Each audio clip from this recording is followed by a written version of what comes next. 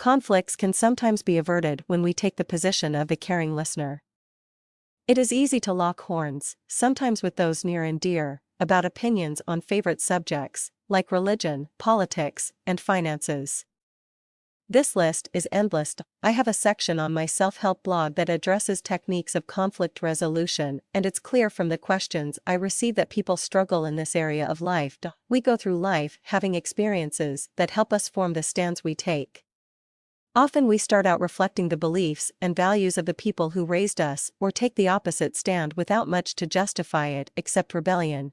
In the process of daily living truths come to the fore. They look like universal truths, and that's where we get into trouble. In fact, they are just our truths.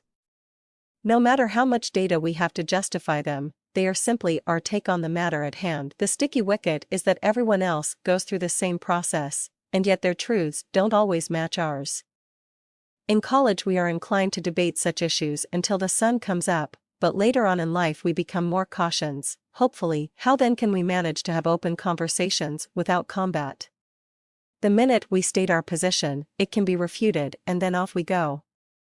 The same is true for others if they are candid about their experience of exchanging ideas. One way to look at this whole issue of basic differences is to get that we are all right.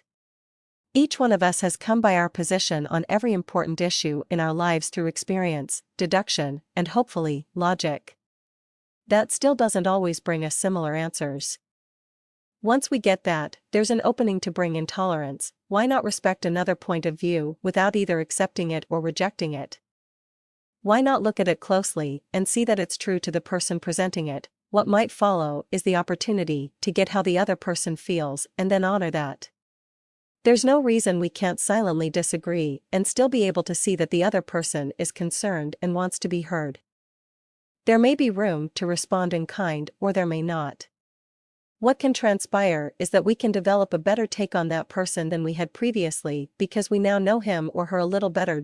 It's not hard to figure out when our own truth will be welcomed and when it won't.